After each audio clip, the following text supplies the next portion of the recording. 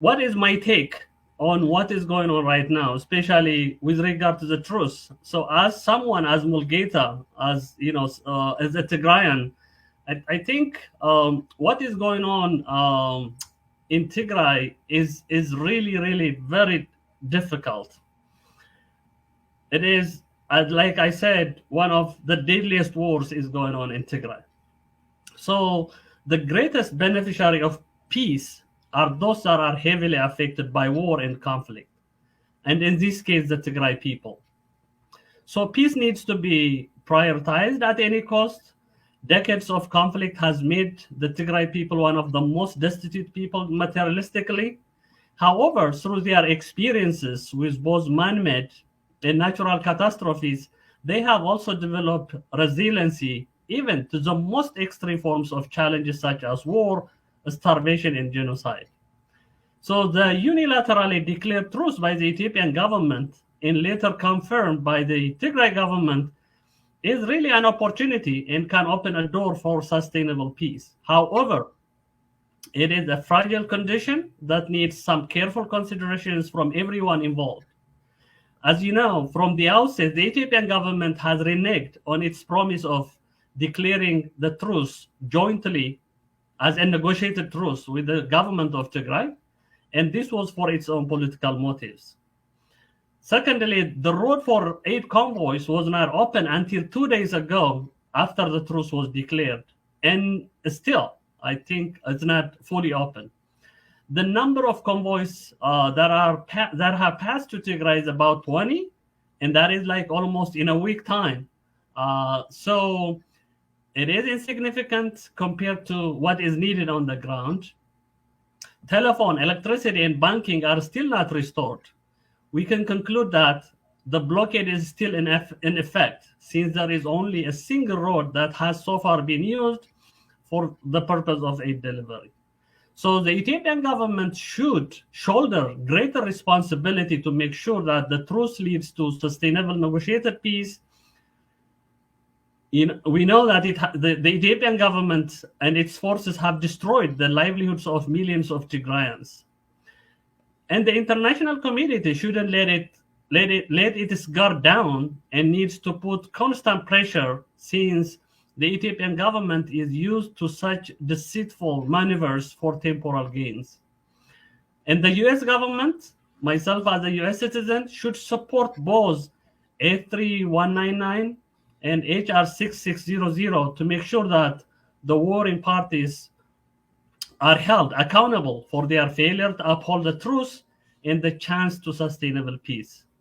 And more importantly, Eritrean forces must be told to leave Ethiopia immediately, because Eritrea has been the key destabilizer of the whole region.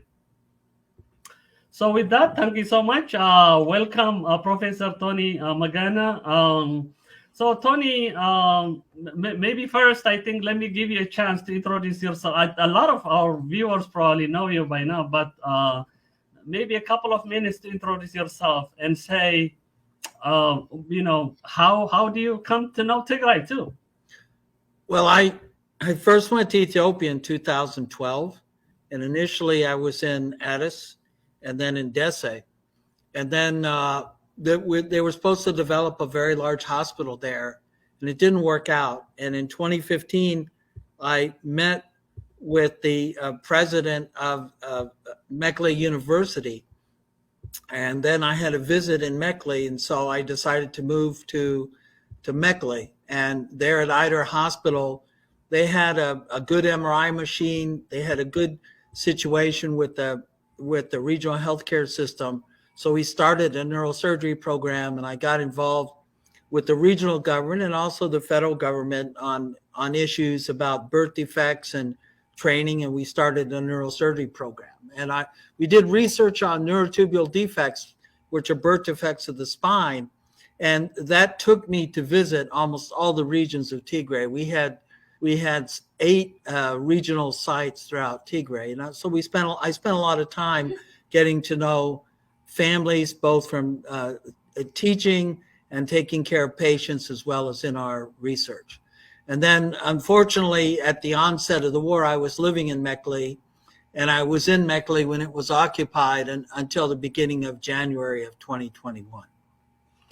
Wow. So you must have actually experienced the brunt of the war, and even the aftermath a little bit. Can you take me back to those days a little bit, and Well, briefly what you have experienced?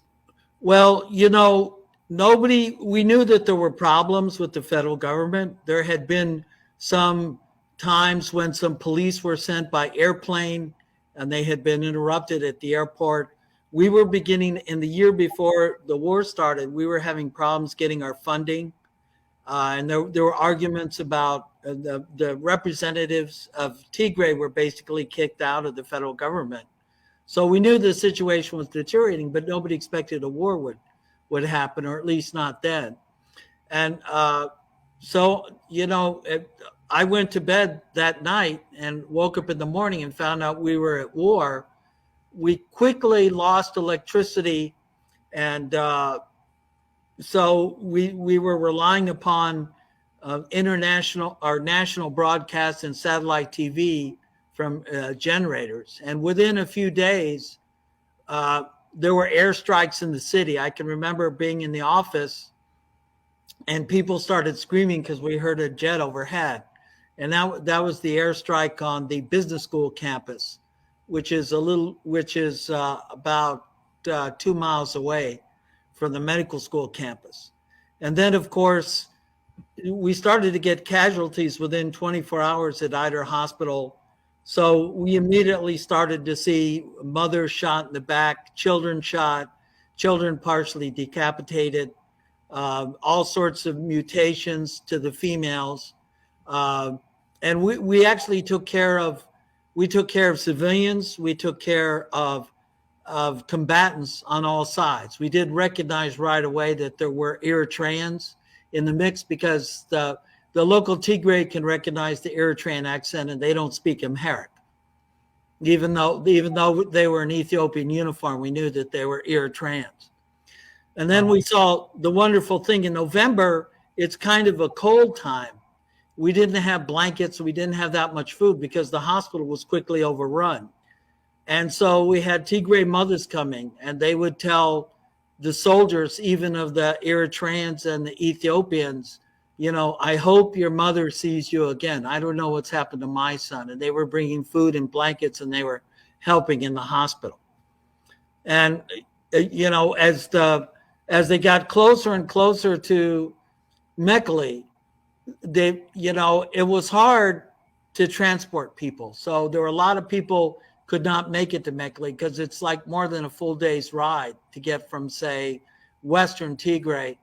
But as they got closer, especially when they got to Woolcrow, which is about 30 kilometers or so from Mekelle, I mean, we really started to see the horrible things. Sometimes we were getting 130 people an hour. It was just overwhelming. And then what happened was, so we saw on the national Ethiopian news that they wanted Mekelle to surrender. All the fighting forces left Mekelle. So everybody thought it was going to be a calm occupation, or at least when they came in.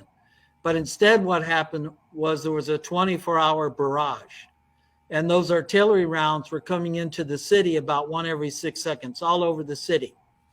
I lived just a few blocks from the hospital, and there was a nursing home and a market area where everybody was killed. The hospital got hit. The house right beside where I lived took a direct hit. It killed a mother. Where her chest was, you couldn't see anymore. The two babies that she had in her arms were hurt.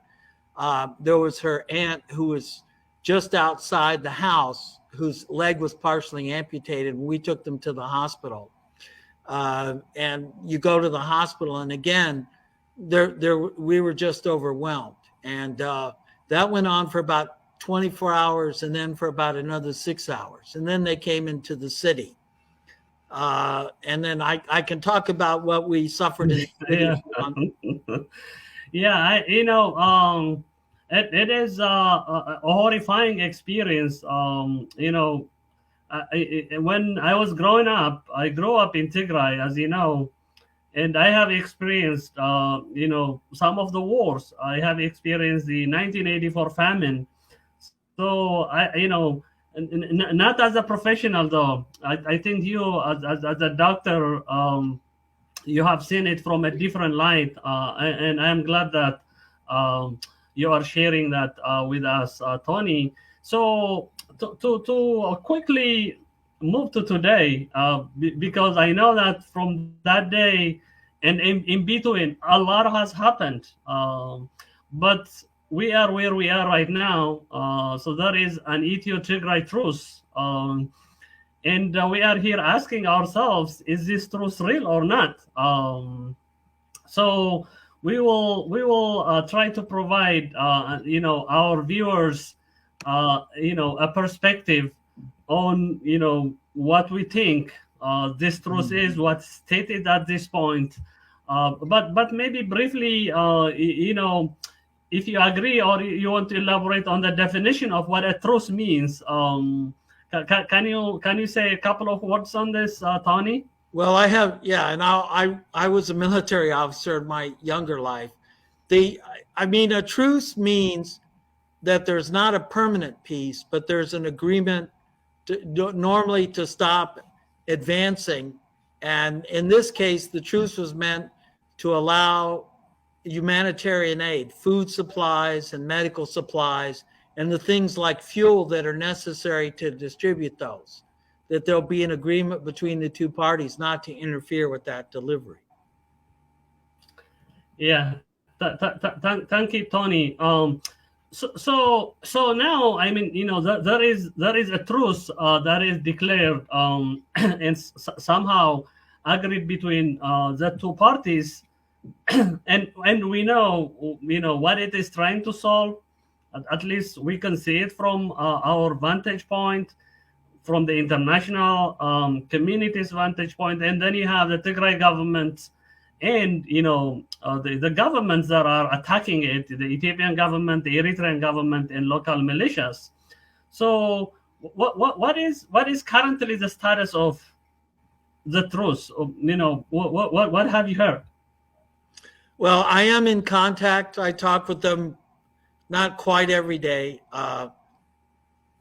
There is some return of doing some basic services in the hospital in Mekelle, but no place else because there's no way to transport things.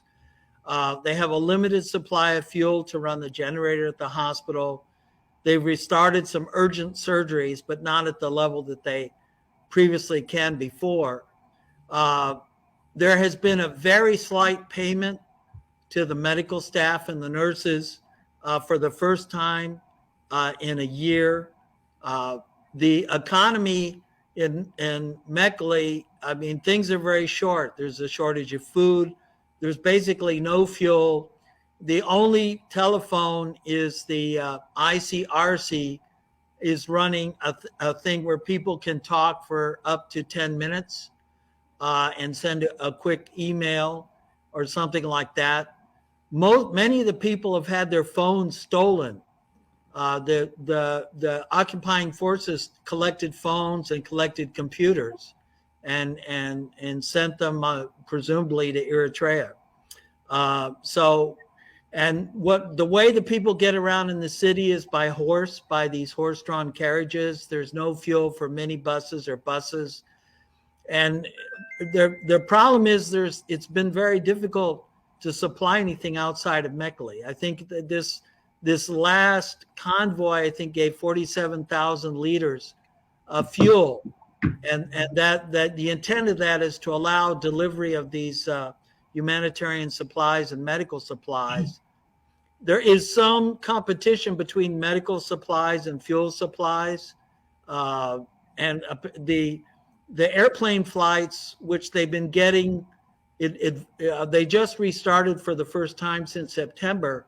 They're mostly trying to concentrate on medical supplies. And then the ground transportation, as I understand it, they're mostly, they want to bring in fuel and food supplies. And the medical supplies, so far, they've really just given enough for about 26,000 people out of 5 million at least. And the food supplies, when they come, they're usually enough for 100,000 at best. You know, they need more than 100 trucks a day, as I understand it. So it's like giving a starving man a drop of a man dying of thirst, a drop of water. So it's a beginning, but it needs to be much more. And I think you mentioned, and so things like COVID treatment is not there, immunizations. There's been a small percentage of children have gotten them.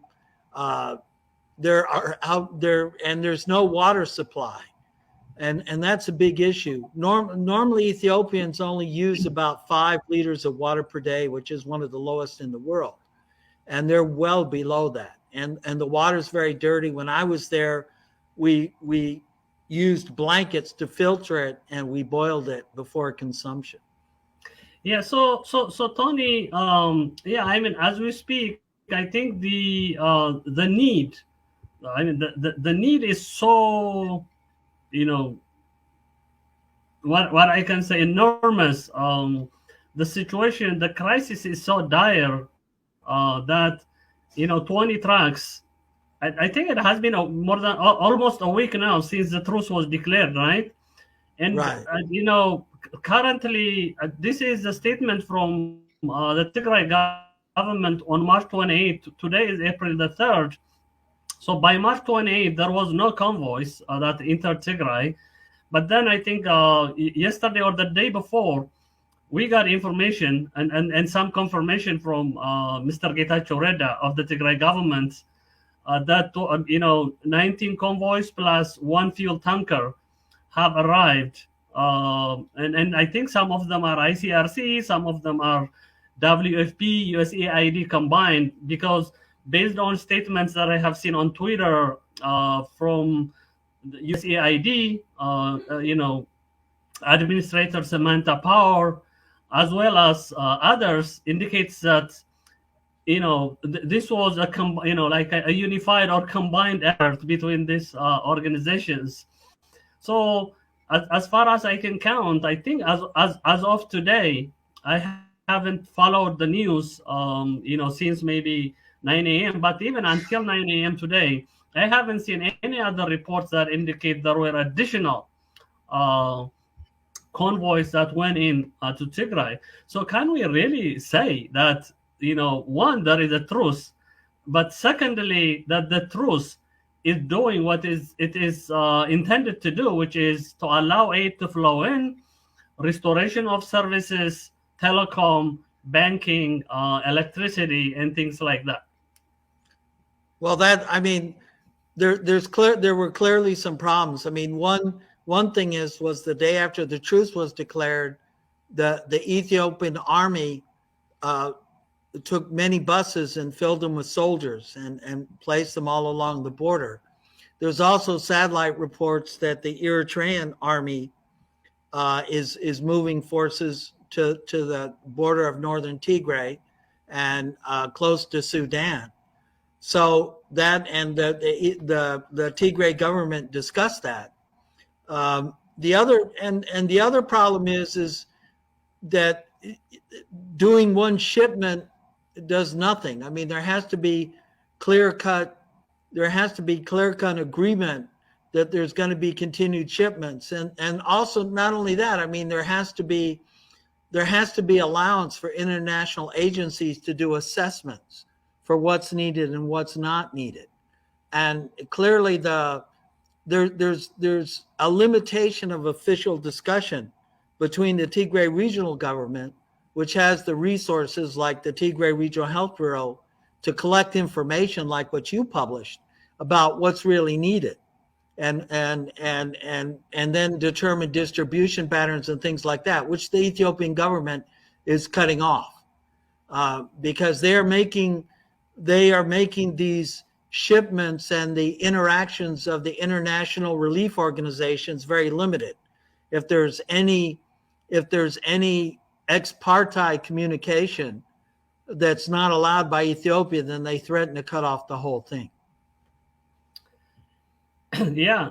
I am. I mean, to an extent, I am surprised that given the estimates by the United Nations itself, OSHA, the WHO, as well as other agencies. I mean, the need is so enormous, and the fact that this truce, and I think from what I have gathered, it is the agreement is for a month-long truce. So already a week has passed. We have only 3 weeks left, and I hope this, maybe there will be an extension of that truce. But I mean, the record right now is so concerning because, if in a week there are only 20 trucks, I think one of my colleagues was estimating it, on top of his envelope, the calculation we do on top of the envelope. It is a kind of like 100 grams of food per individual. And imagine also, it's only one fuel tanker. And even if I consider where my mom lives, right, which is way farther from the capital city, Mekelle, that means the people who live in that area are not going to see any of that food. So I am concerned about the seriousness of the Ethiopian government in really fulfilling its expectations, and I mean, to what it has agreed upon on this truce. And like I said on my take, I think that government has to bear much shoulder than anybody else, because it is the government of Ethiopia right now. If and that is how the international community is recognizing it. That's how the international community is, bargaining with it. So how I think how much additional, what other pressure could be made on the Ethiopian government so that there are more convoys, there is more aid, and also there is restoration of these services as soon as possible. What else can we be doing at this point? Well, I mean, clearly this truce is tied to the sanctions that are currently before Congress, in addition to the ones that Biden passed by executive order. And the HR 6600 and Senate Bill 3199, which really intend to put severe sanctions unless there's humanitarian aid is allowed to pass. And I think that it's extremely important that everybody watches this, understanding that just one single convoy isn't an indication of good faith of Ethiopia in doing that. And I think the fact that the international community voted to continue the funding of human rights investigations in Tigray by the UN against Ethiopian wishes is very telling. Because clearly Ethiopia has a fear that there's going to be discovery of a greater extent of these violations than what is currently known or been identified. So I think the international pressure has to remain. And then there's also this unknown factor, which it's not just Ethiopia, as Dr. Debretzian has said, it's Eritrea. Eritrea is the main one holding Western Tigray, which is a black hole. There's millions of people there that we don't know anything about. They're not getting any aid. As far as we know, the Amhara regional government is not providing anything there, which is a very terrifying prospect. It is. I concur with you that actually, even in my take, what I have tried to emphasize is really the government of Eritrea, its allied forces, and not only on this current crisis, but I mean almost the last 30 years, it was really the cause of instability, war, and a lot of problems in that region, in Ethiopia as well as in the neighboring countries. So dealing with that government, I think, is going to be critically important, and unless it is told in clear terms that it has to leave Ethiopia, that it has to stop interfering in these affairs of other countries, I think the problem would continue. And so I really see that point too. Now, when you look at the statements of WFP Ethiopia, ICRC Ethiopia, and UNICEF and others, I have them a sample here on the screen. They are kind of celebrating in a way, being hopeful about this, one fuel tanker.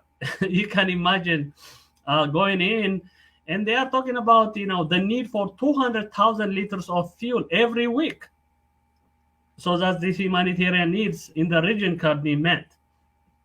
You have ICRC Ethiopia talking about their first ICRC convoy reaching the region by road since September 2021. Can you imagine?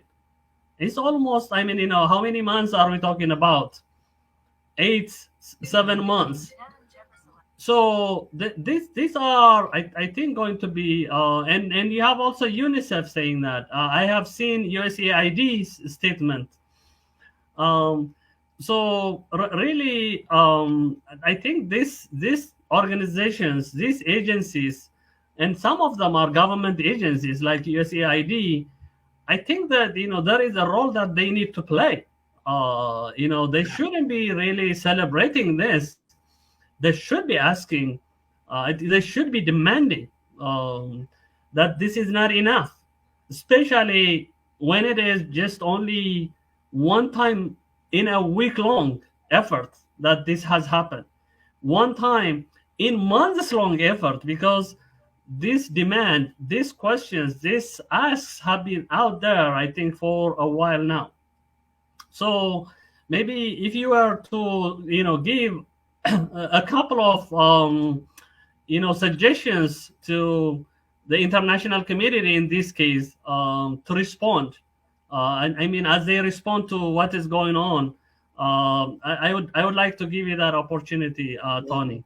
Well, the one thing is there has to be an attempt now to rehabilitate the community. Remember that the Tigray interim administration told France 24 that the Eritreans and the Ethiopian government had blocked the farmers farming. We know that the farmers lost their animals that they need to plow, they lost their equipment, and they lost their seeds. The crop this year is not going to be very good. They've got to restore agricultural production. They've got to restore some type of economy. They've got it, so they have to have communication. They have to have fuel. They have to start to have commerce. Because otherwise, this just becomes a frozen situation that's not going to improve.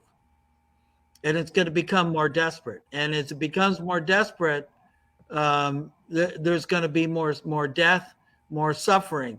And the effect is going to spread into Sudan and other parts of Ethiopia. You're going to have outbreaks of disease. You're going to have more displaced people looking for food. So on top, there has to be relief to the appropriate level, but there also has to be a rehabilitation of society to sustain itself. Yeah, thank you, Tony. Yeah, so let me take you. We are U.S. citizens. We demand of our government as taxpayers to do certain things through different mechanisms, whether it is through the legislation process, whether it is through the aid process, humanitarian aid process. So I was just trying to see and observe the U.S. reaction to this. So on one case, on the legislative process, you have seen S3199 passing, at least the Senate Foreign Relations Committee, the SFRC, last week, actually this week, and you have key senators, key congressmen, emphasizing the need for peace in the region, in Tigray, and also for accountability that comes with it. Earlier, you were talking about the sanctions threat, which goes back actually to the executive order that the U.S.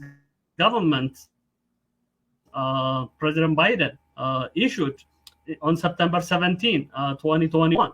So there is already in the books, actually, the tools of sanctions that the U.S. government, if it wants, can use to enforce. I think what is already proposed in this truce as well as in other documents. So, what was how did you feel about some of these reactions? And also there, you could talk about what more pushes could we make, and what more I think there is urgency in here that we need that these two laws, especially HR 6600 and S3199, go through the full Senate and become a law and policy of the U.S. government. Well, I think if you look back now at the reaction of the U.S. government, and I will say I was one of those guys that I spent a lot of time briefing them when I first left, and as did other people. Their initial goal, they were thinking that the only threat to Ethiopian security as a nation was Tigray. And they didn't imagine how bad the situation was. And now what's happening is you're starting to see political leaders in the United States beginning to realize that this is a grave humanitarian threat. And they're also beginning to realize that the problems in Ethiopia are not just between the Tigray and the Ethiopian government. They're beginning to see a country that's falling apart. So the Yugoslavia scenario, as much as many people didn't like it, it's looking more and more likely. And I think that, and I also think that the shine that Abiy Ahmed had, he's losing more and more every day. He's not honest. He's not intent. He's very deceiving. And the people behind him are frankly evil. And they're not, even now you're starting to see some Amhara groups starting to back the HR 6600. So I think that now the world is beginning to realize that this situation, it's not simply about a rebel group. There's a problem with the whole government.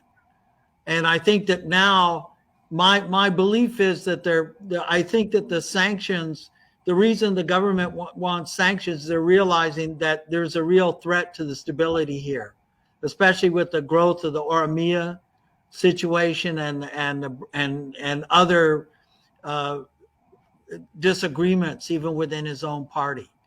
So I think that now the world is seeing that there has to be changes now. Are you going to have millions of people, millions of displaced people going to Europe or whatever? Yeah. Actually, I see a comment on the comment section. Somebody talking about balkanization, a term which we are very familiar with. During the Yugoslavia situation. So, when I read the two bills, underneath, kind of the bottom line for them is unified Ethiopia, stable Ethiopia, things like that.